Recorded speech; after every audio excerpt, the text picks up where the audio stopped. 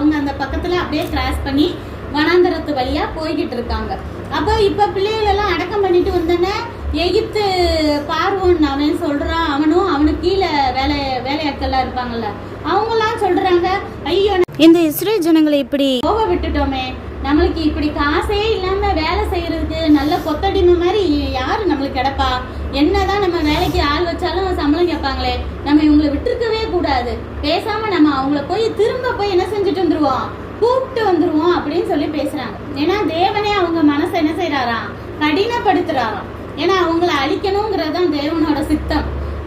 எவ்வளோ இழந்திருக்காங்க ஏற்கனவே, கல்மலை, தண்ணி தவளையா மாறினது எல்லாமே, பயிர் எல்லாம் அழிஞ்சு போச்சு. ஆனாலும் இப்ப பிள்ளையும் இறந்து போச்சு. ஆனாலும் அவங்களுக்கு கொழுப்பு என்ன செய்யல, அடங்கல. எப்படியாவது நம்ம அவங்கள திரும்ப கூட்டிட்டு வந்தோம்னு பாக்குறாங்க. தேவன் தான் அவங்க மனசை என்ன செய்யறாரு, கடினப்படுத்துறாரு.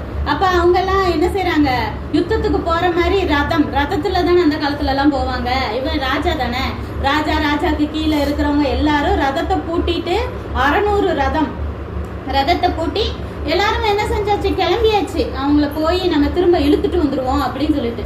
இப்ப என்ன, முன்னாடி இஸ்ரேல் ஜனங்கள் எல்லாரும் போய்கிட்டு இருக்காங்க.